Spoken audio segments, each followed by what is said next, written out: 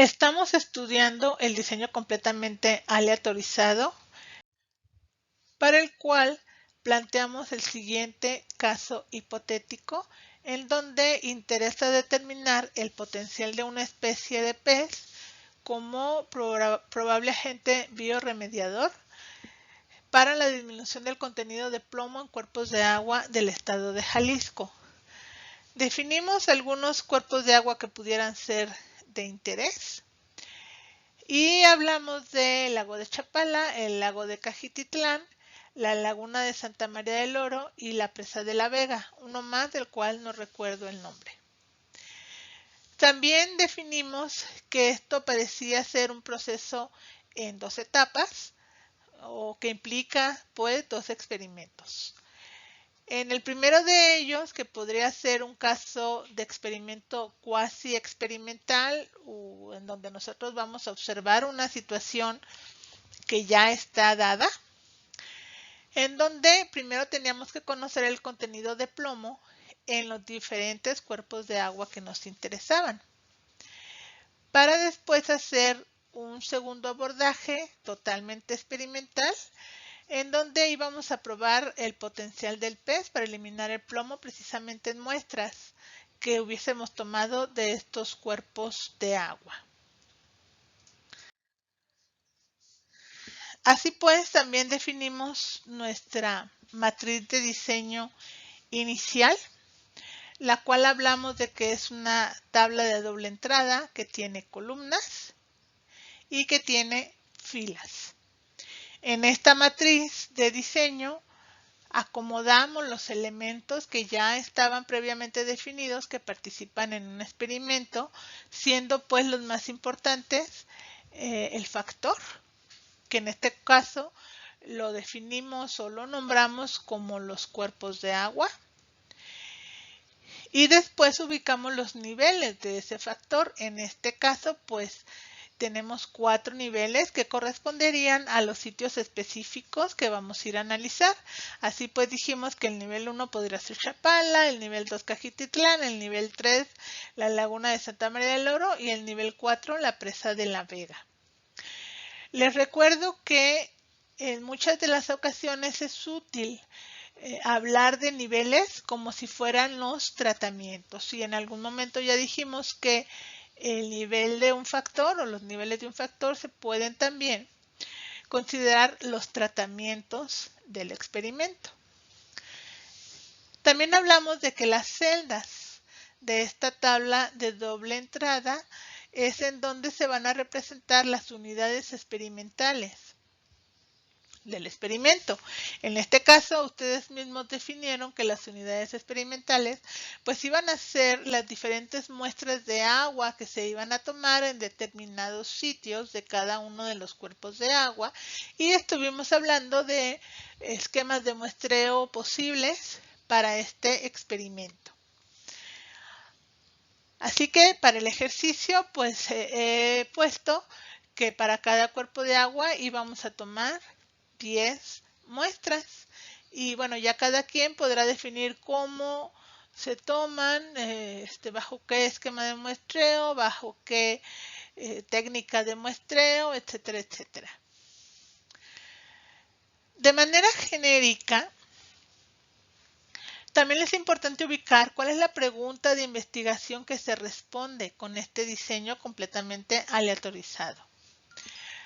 Y aquí la he escrito.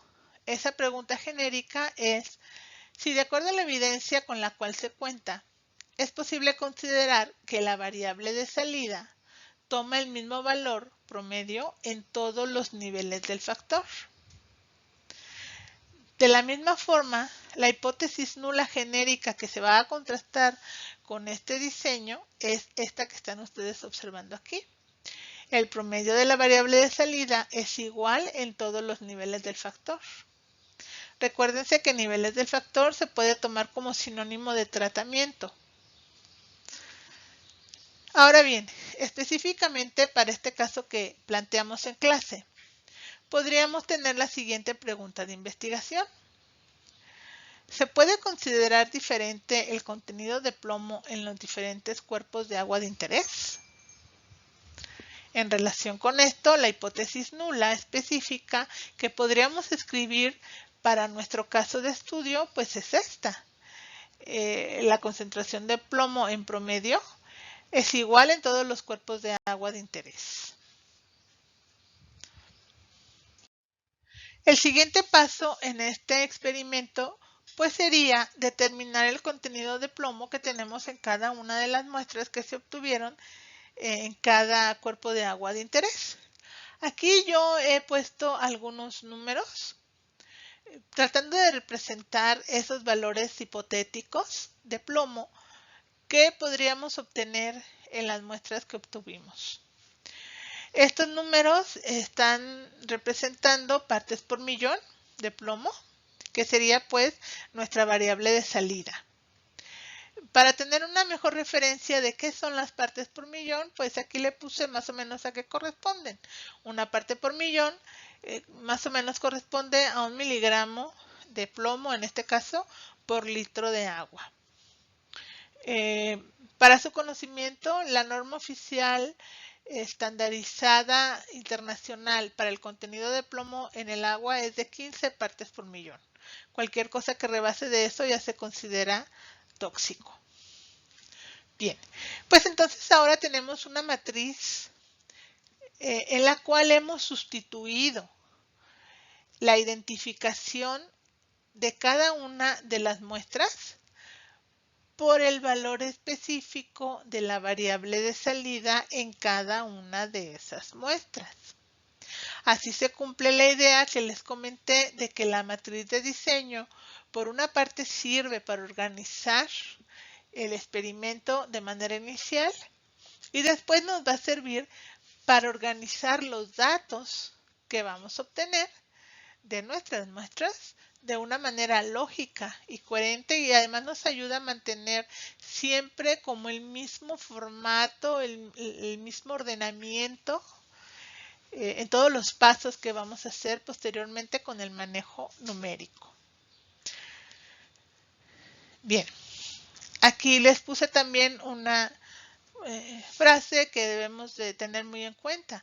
Si estamos trabajando bajo un diseño completamente aleatorizado que se va a definir precisamente por esta matriz en donde tenemos columnas, donde tenemos un factor y varios niveles y donde nuestras celdas representan nuestra variable de salida, entonces este diseño completamente aleatorizado se va a resolver mediante una prueba de ANOVA o análisis de la varianza con un factor. Aquí evidentemente pues nada más tenemos un factor, aunque tengamos varios niveles de ese factor. Así que ahora será necesario conocer algunos aspectos teóricos de esta prueba de ANOVA. El fundamento de la prueba es este. Hay que conocer o dimensionar dos cosas, lo que llamamos la varianza entre los grupos y la varianza dentro de los grupos. La varianza entre grupos es la variabilidad debida al nivel específico del factor que estamos estudiando. Dicho de otra manera, la varianza entre grupos es la variabilidad debida al tratamiento. Por otra parte, la varianza dentro de cada grupo se define como la variabilidad debida al error experimental. Si ustedes observan su matriz de diseño que aquí volví a repetir, entonces lo que estamos observando es que tenemos diferentes niveles del factor, ¿no? Diferentes tratamientos. Este es el nivel 1, nivel 2, tratamiento 2, etcétera, etcétera, etcétera. Podemos observar que en promedio estos números son diferentes del promedio de estos números. Y estos a su vez son diferentes del promedio de estos números y así sucesivamente si observamos todos los tratamientos o niveles del factor que están presentes en la matriz. Esa diferencia que ustedes pueden observar casi a simple vista entre las columnas es lo que se llama la variabilidad por el tratamiento. Obviamente, si medimos una variable de salida en diferentes condiciones, pues podemos esperar que los valores de esa variable sean diferentes de acuerdo a la condición en la cual se está midiendo, ¿va? Esa condición de la que hablo, pues es el tratamiento o el nivel del factor. Ahora, también podemos observar que dentro de cada grupo, los números tampoco son iguales. Este es un grupo. Entonces, ustedes pueden observar que a pesar de que todas las muestras o todas las unidades experimentales en las cuales se midió el plomo en esta columna, todas esas muestras venían del lago de Chapala, e inclusive aunque todas esas muestras las hubiesen ustedes tomado de la misma ubicación geográfica dentro del lago y de la misma profundidad del agua, aún así los valores que hubieran obtenido nunca van a ser iguales. Siempre va a haber una variabilidad dentro del grupo. Esa variabilidad es la que le llamamos que se debe al error experimental. Si ustedes recuerdan, ya previamente habíamos definido que el error experimental puede surgir por pequeñas diferencias en el muestreo o por pequeñas diferencias en la determinación, en la cuantificación de la variable de salida, o por elementos desconocidos que se filtran en nuestro experimento. El punto es de que siempre que se está trabajando con una variable biológica, siempre vamos a observar esta variabilidad inherente a las propias unidades experimentales. Así que, repitiendo, lo que le llamo varianza entre los grupos son las diferencias que existen entre las columnas y que se van a deber precisamente a que estas mediciones, estas unidades experimentales, pues vienen de condiciones diferentes, de tratamientos diferentes, de niveles diferentes. Y la varianza dentro de cada grupo, la que se observa por la diferencia entre los números de un mismo grupo, es la que le llamamos la variabilidad debida al error. En una prueba de ANOVA, lo que voy a analizar es precisamente esas dos variabilidades, la que existe por el tratamiento y la que existe por el error experimental. Eso es lo que se va a diseccionar en el análisis numérico. Ahora bien, en este análisis numérico de la varianza yo puedo tener dos resultados. Puedo obtener que la variabilidad debida al tratamiento sea menor o igual que la variabilidad debida al error. Si este es el caso, entonces mi conclusión es que no hay efecto por el tratamiento. Dicho de otra manera, que los números en las diferentes columnas van a ser estadísticamente muy iguales. Entonces, lo que sucede aquí es que se cumple la hipótesis nula de la igualdad. No encuentro diferencia entre las diferentes condiciones en las cuales medí la variable de salida. O puede ser que la variabilidad debida al tratamiento sea mayor que la variabilidad debida al error. Esto dicho de otra manera es que la variabilidad entre las columnas es más grande que la variabilidad entre una sola columna. En ese caso, entonces, la conclusión es que sí existe un efecto por el tratamiento.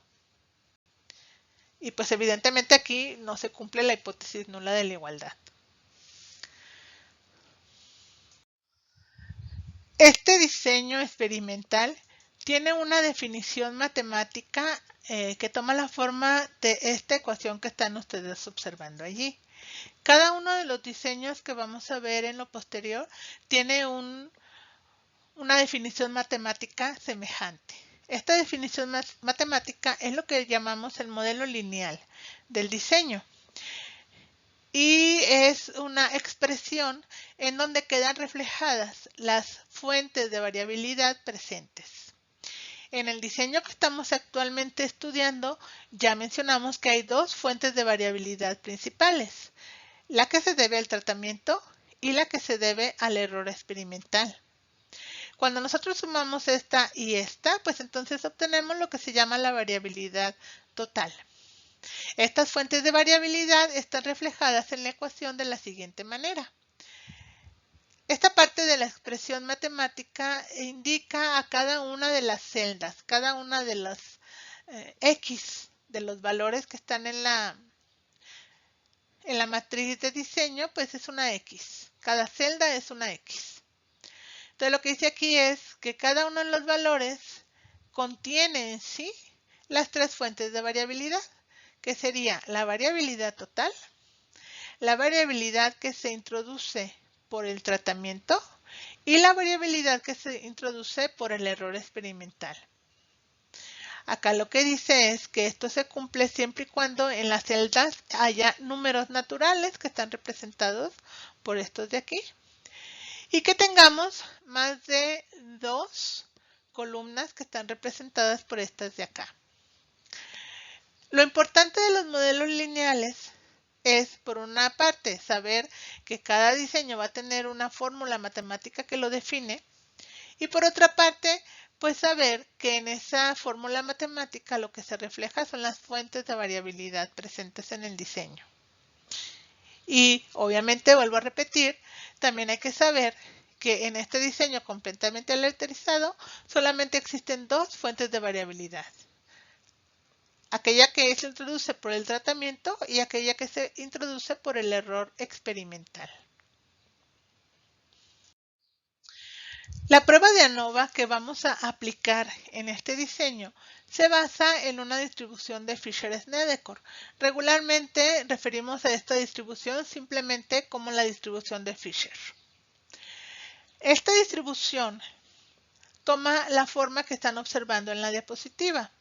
Es una distribución que se deriva de la normal, por lo tanto también tiene una curva que se parece a la distribución normal y esto refleja que también se aplica para variables continuas.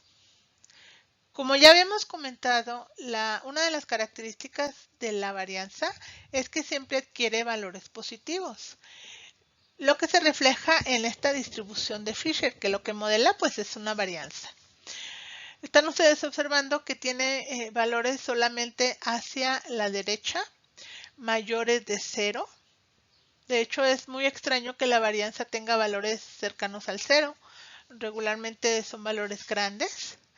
Sin embargo, bueno, pues puede acercarse bastante al 0, pero nunca irse del lado negativo.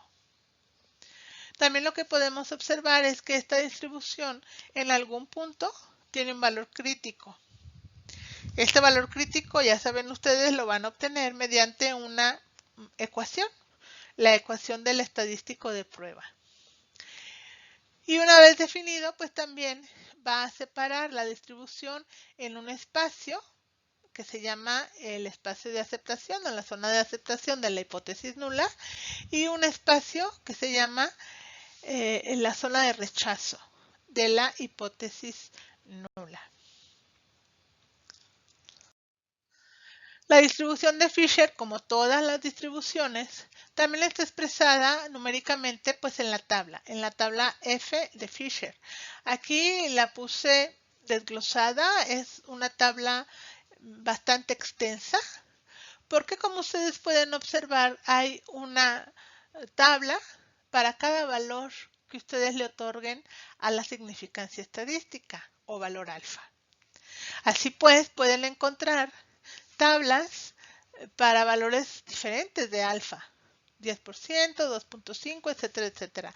Regularmente, como ya estamos acostumbrados a poner un valor de alfa de 0.05, entonces la tabla que utilizamos para esta prueba es esta de acá.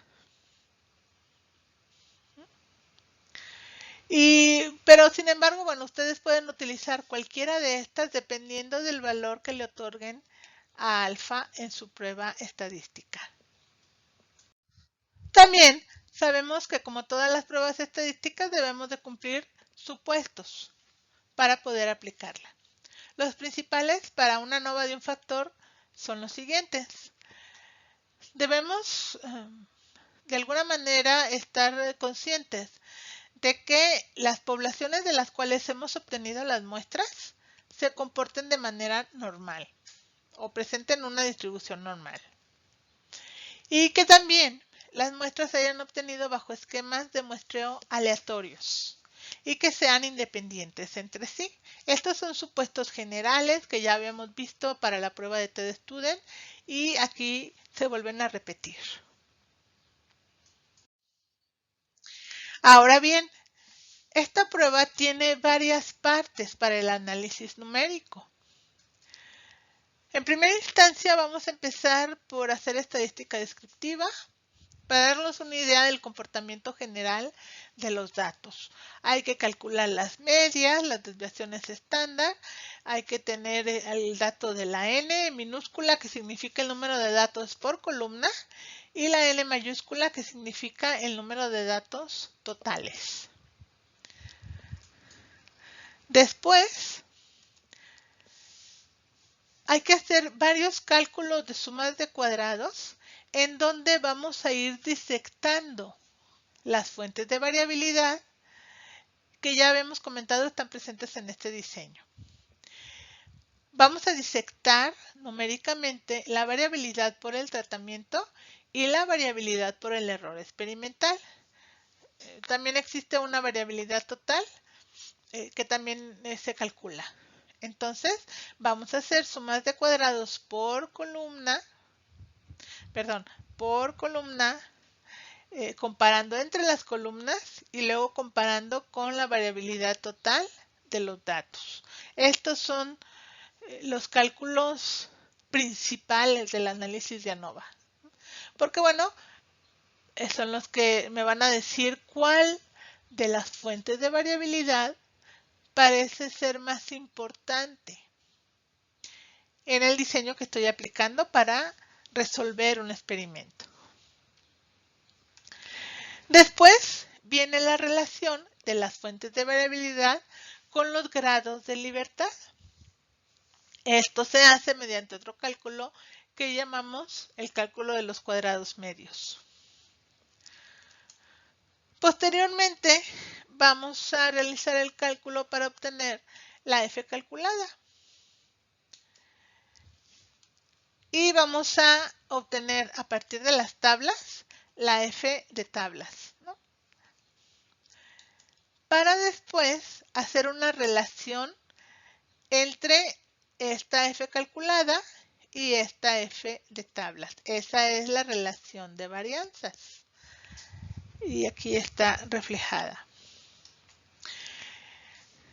Después, en función de lo que nos resulte en esta relación de varianzas, vamos a decidir si aceptamos o no la hipótesis nula para posteriormente poder hacer una interpretación en el contexto del problema en función de los números que hemos obtenido.